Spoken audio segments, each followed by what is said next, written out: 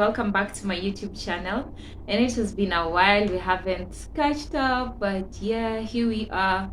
Thank you so much if you tuned, and if you're watching this and you haven't subscribed, please do hit the subscribe button, and don't forget to turn on the notification bell so that you can be notified anytime I do post a video. So let me say happy 2022. Hope you guys have been keeping well the whole of January, because this is gonna be the first video that I'm releasing this year.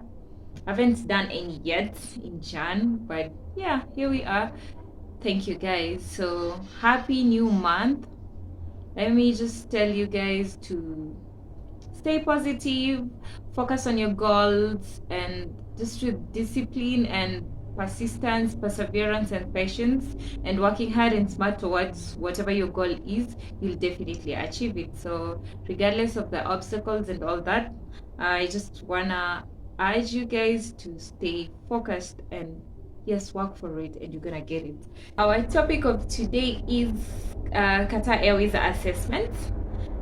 So this will be more beneficial to someone who's interested in working with Qatar Airways, or maybe working as a cabin crew, or you've applied for the cabin crew position and you've been shortlisted and invited for the assessment process. This is the place to be. So just a disclaimer, I'm not part of the Qatar Airways recruitment team, or neither am I working with any of their subsidiaries, but I'm just here to share my experience during the assessment process. So stay tuned and hope you grasp something that will help you. If not 100%, definitely it won't be 100%, but let's say 50 or 60% during your assessment. So I'll just be brief, and I'm going to tell you how I started from day one. And that is definitely, you see a job advert and you're interested, and you go ahead to their portal and you send your CV for the application for the position that has interested you. It definitely starts with passion, and then obviously seeing the job adverts. So in my case, I wasn't the one who spotted the job adverts, but 3 closest friends saw this job advert and they forwarded it to me, and I decided, yeah, why not give it a try, because I'm passionate about it. So I went ahead and signed up to the portal because I had not created an account with them before. So if you're a regular user, you definitely just sign into the account and send your CV. So after sending the CV, it took me about 6 days, 5 to 6 days. I then received an email that I'm shortlisted for the Sondro video interview. That is the automated video interview. It lasts for nearly, I think, 5 minutes. I can't remember so well, but yes, it's just 2 questions. You briefly talk about yourself, why you're interested with the position, and why do you choose Qatar Airways over the other airways, such things. So that was it. And then after this, you'll have to wait for a couple of weeks, nearly 3 weeks or even months, because in my case it went for 1 month and nearly 3 weeks. Yeah, that was 7 weeks in total. Then I received an email on the 3rd of January that I've been shortlisted for the assessment process. And after receiving this email, I again waited for 20 more days for me to attend the assessment. So in short, if you're really interested with working with Qatar, you need to have patience during this hiring process, because it can take 4 to 5 or even 6 months for you to be hired. I know at the moment some of you are asking yourselves, what are the qualifications? Yes, I'm here to answer that question. Definitely all companies have got their own qualifications, all jobs have got their own qualifications. And for Qatar Airways cabin crew experience, you need to be 21 years and above for you to apply for this position. Or you can as well apply while you're, let's say, 20 years and you're remaining with, let's say, 3 to 4 months to turn 21 years. That's okay, that's fine, because the process takes long. By the time you're being called for the assessment, you'll be 21 years, yeah. Or maybe by the time you're being called for the job, you'll already be 21 years. Apart from that, you need to attain an arm reach of 212 centimeter. And by this, I don't mean you should be extremely tall. No. The only thing that is mandatory is for you to attain that arm reach. Your arm should get to 212 centimeter. So by this, you can find someone, like in my case, 5'5", but yeah, I attained the arm reach. You can find someone who is 5'3" inch, but yes, they're in a position to attain the arm reach of 212 centimeter. So worry not about that. If you're 5'3", you just need to do some exercise. You stretch yourself some few weeks before then, and by that time you'll be in a position to get to 212 centimeter if you truly want to. Yeah, and another thing is you should have no visible tattoos or dark scars. That will disqualify you from getting this job. They don't like visible tattoos. And then another requirement is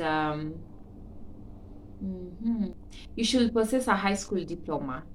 You should possess a high school diploma. So don't be worried if you don't have maybe bachelor's in something, bachelor degree in something.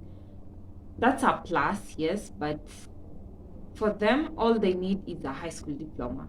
So if you're having the rest, it's a plus. But if you don't have, if you're just a high school graduate, yes, well and good, you can go ahead. If you're interested in this position, you can just go ahead and apply for the job.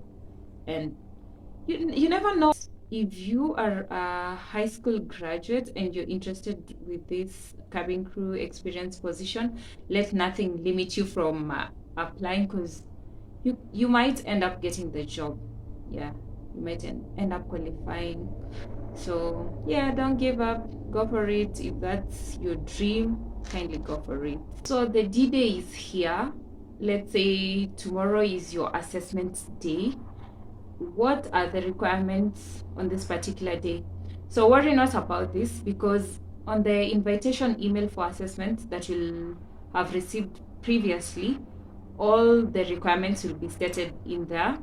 And these requirements are simply a hard copy of your curriculum vitae. So on this particular day, please don't work with assumptions. The fact that you had sent on the portal your CV, fail not to carry a hard copy with you on that particular day.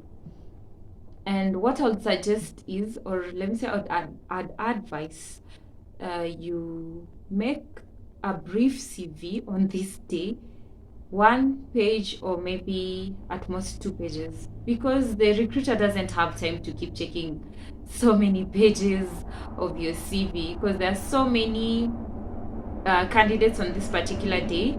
For you to be at a better stand, just make your CV brief, and on the 1 page CV or maybe 2 pages, please, I would suggest you attach your passport photo on it.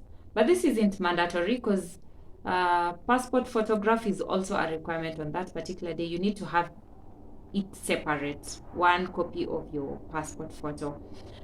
And then another thing is dress formal on this particular day. You need to be on your formal business attire.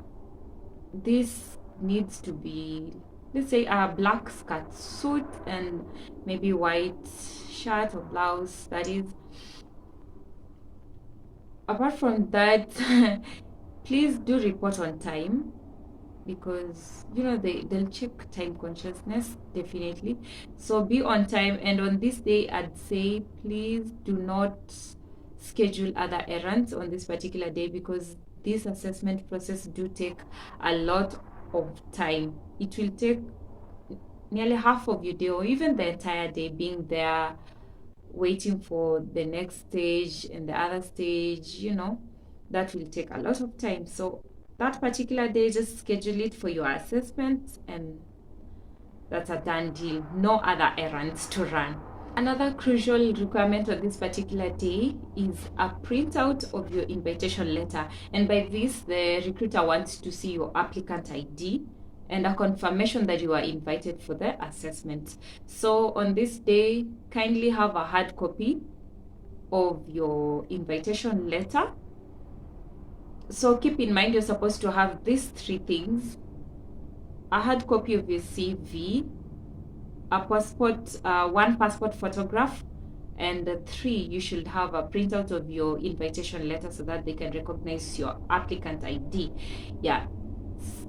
And then don't forget to carry a safety pin with you, because on this particular day you'll be required to, you'll be given your name tags with your applicant ID and your name. So you'll have to pin it on your chest. So please do carry, let's say, 2 pins, so that if you lose one, you'll have the other one with you. And what else? So in my case, on this day, we were not asked questions while dropping the CV, because every process was happening on one single day. So it was as quick as possible, because there were so many candidates and we were divided into different batch. There was a morning batch, and that is 8 a.m. There was 10 a.m. and there was 1 p.m. In my case, my appointment was at 1 p.m. So I made sure I was at the venue right on time, and our names were called out just to confirm we were the ones who were supposed to be on that batch. And I forgot to tell you, they normally host the interview in 5-star or 4-star hotels. So in my case, the venue was at Hilton Garden Hill Airport Hotel, Nairobi, in Syokimau, if you know that place. Yeah, so we went ahead and got into the hotel after our names were confirmed, and then we made our queues.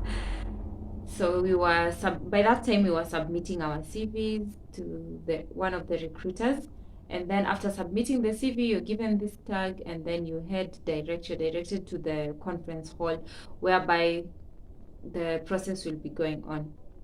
After we were all settled in the conference hall, first thing, it was Qatar Airways orientation. This is whereby you're being oriented about Doha, the headquarters, where the headquarters of the airways is, and then generally just an overview about the company and the benefits that you get as an employee in that company, and more important stuff that you need to know about the company, you're told at that particular moment. This takes a while. It's nearly, let's say, an hour, 1 hour to be briefed all that. And then after which there's an English test. So this test is 25 questions.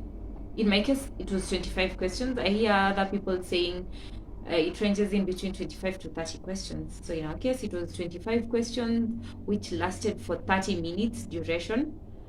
After 30 minutes, you're supposed to have finished the exam and you submit your paper. After you've completed your English exam, you'll have to give the recruiters a couple of minutes for them to mark your exams, and then sooner or later the results will be out. And you know what? Here comes the emotional moment, because a couple of people will be cut off the number due to failure. So if you fail your English exam, that's it for you, and that's the end of your assessment, and that is how you'll be disqualified to proceed with the process. So I know some of you are wondering what's in the English test. It's just synonyms, prepositions, and a passage. Passage consists of 5 questions, and then there's 10 synonyms and 10 prepositions, if I can remember so well. Yeah, it sounds so easy, but let me tell you, it's not as it may sound. Yeah, it's not as it may sound. so many people were cut off the number just because of this exam. So here you need to be very careful, and you need to be time conscious, and you also need to follow instructions to the letter, because there's a question paper and there's also an answer paper, an answer sheet. So what you need to do is to read the questions and then get back to your answer sheet and answer as per the instructions that you're given. So we were supposed to shed, and there's some people who are cut off who failed the exam, not because they didn't get the answers right, but because they never followed the instructions. And that was, you share the box, like you share the answer. If it's A, if it's B, you share it well. But there's just some people, how some people, let me not sound so rude, but some people might be so arrogant or just ignorant, and you end up shedding in a clumsy manner, and that is the end of you. So you need to follow instructions so carefully. That really matters, or else you're gonna lose it all. Then after this, we go to the next stage, which is you're called out. In our case, we were 80 people, so there's number 1 to 10, the first batch, and then 10 to 20, 20 to 30, 30 to 40, and onwards. So I remember so well, I was 53. I was kind of relaxed because 53 is like group 5, which was far. So I had much time just to relax and prepare and mingle with other people, and yeah, which was fun. So in this stage, you are called by the recruiters in a different room, whereby you'll go and you'll be told the first thing, Ambridge Test. And the Ambridge Test is not one hand, both hands. So you'll start with either right or left hand. So you'll start with, let's say, the right hand. You need to reach 212. If you do, then you try with the other one. If you qualify, good. If you don't, then you're disqualified at that level. After the Ambridge test, you're told to declare whichever scars, oh my god, scars, whichever scars that you've got and tattoos in your body. So here you just go ahead and explain so well. Don't hide anything. If you've got scars, if you've got, just explain to them whichever scars that you're having in your body. And if you're having a tattoo, please declare your tattoo at that very moment. Because if you don't, this will show that you're a disloyal person, you're dishonest, and definitely they can't grant such a person a job. Or maybe if granted the job, this will end up to a termination due to your disloyalty. Yeah. So after scar declaration, you are told to pick a cheat. Here, whatever you pick, you'll read out loud to the recruiters the question that you pick, and then you'll go ahead and answer that question. So here I bet they're trying to weigh your communication skills, how you express yourself, and it doesn't necessarily mean you should be 100% right, but how well are you to defend your answer, and how relevant is your answer to the recruiters? That is what matters a lot. So this is also a tricky moment whereby you need to think so fast, depending on the question that lands on you. So you need to think so quick and respond to it so well and in an elegant manner, so that you can qualify. And here I really don't know what they're looking at. I won't say what exactly they're looking at here, because you might answer the question so right, so good, and you might tend to think, you know what, you've passed this level. But my friend, I'm sorry. This was actually the end of me also, because this is the second last level to the finals. And you know what? We were 80 people, and the number was literally cut to nearly all of us went home. They only chose 7 people to the final, which was kind of mean to me, because you might have answered the question so well and maybe the question that landed on you is just a simple question and you've handled and tackled it the right way, but I simply don't know what they're looking for here. This is the secret, and this is the toughest point for sure. And this just rules out your faith. So at this very moment, it was tricky, it was so emotional, because 7 people being chosen out of this huge number, and then even the 7 people, that is not the end of it, because they are also going to cut off the number to nearly 3. I don't know how many qualified at the end because I had not exchanged contacts with people, so I didn't ask. But one of a friend I met on that particular day made it to the finals, and I just hope she managed to finally get the job. I really don't know how it went. I wouldn't say much about the final stage because I didn't manage to get to the final stage, which was so I won't talk much about that, but yeah, it didn't feel so well. It was so demoralizing, I won't lie to you, because I felt myself, yeah, but at the same time, I felt so many souls. Like, people had come from so far. Like, there was a lady sitting next to me. She was from Mombasa. She came all the way just for the sake of attending that assessment period. She made it to that point, but she didn't make it to the finals, which was really painful. People had come from so far, so I wouldn't advise someone to come from far just for this interview. I won't lie. It's it's really not worth coming from very far. Yeah, because then competition is so high. It's highly competitive. There are very many candidates. That's why you're divided into several batches, and